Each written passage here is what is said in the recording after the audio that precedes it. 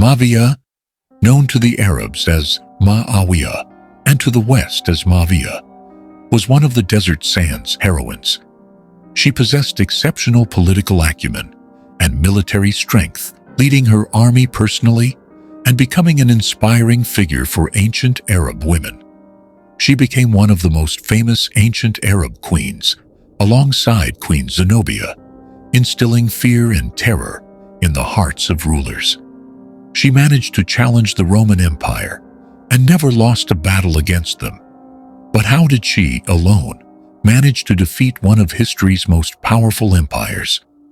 Here's her story.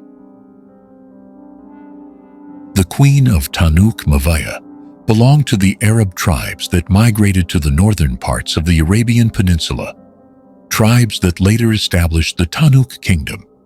She married Muqawiyya al-Hawari, the king of the Tanukh tribe, who ruled in 375 AD.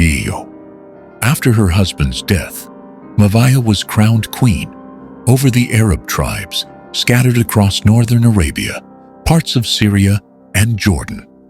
Over time, she became a formidable power in the Mediterranean region. Some researchers believe she might have been a Christian, but there is no definitive evidence. This belief stems from an account of a meeting between Queen Mavia and an Orthodox monk who supposedly converted her to Christianity. However, Roman historians cast doubt on this story, asserting that Mavia remained pagan. What is confirmed is her strong relationship with Orthodox Christians. The revolt against the Romans. Mavia's military forces became a terrifying power on the battlefield. She defeated countless men who underestimated her due to her gender. After her husband's death, Roman Emperor Valens thought it would be a simple task to conquer Mavia's people and convert them to Christianity. At the time, Mavia resided in Aleppo, but chose to retreat to the desert. She sought alliances with various tribes, gaining widespread support across Arabia and Syria. Once her forces were ready, she launched a revolt against the Roman Empire. Her revolution is often compared to Queen Zenobia's rebellion in Palmyra. But unlike Zenobia, Mavia led all her campaigns herself. She relied on guerrilla warfare tactics, using hit-and-run strategies to consistently defeat the Romans. Her campaigns even extended to the edges of Egypt. Recognizing her growing threat, the Romans invited her to negotiate peace, which concluded in her favor. Mavia gained widespread fame for her battles in Phoenicia and Palestine.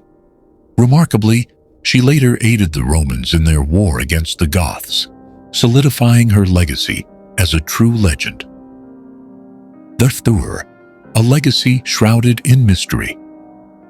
Researchers have analyzed hundreds of texts that might reference Mavia, but no valuable artifacts definitively tied to this mysterious queen have been found.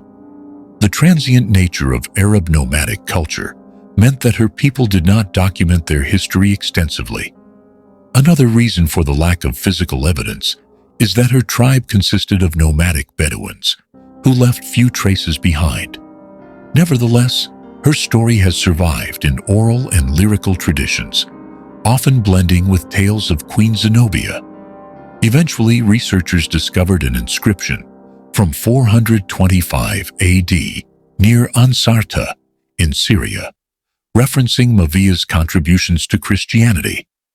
These findings allowed researchers to reconstruct a version of her biography. Mavia is believed to have died in Ansarta, east of Aleppo, in 425 AD, about a century after Zenobia's death in Palmyra.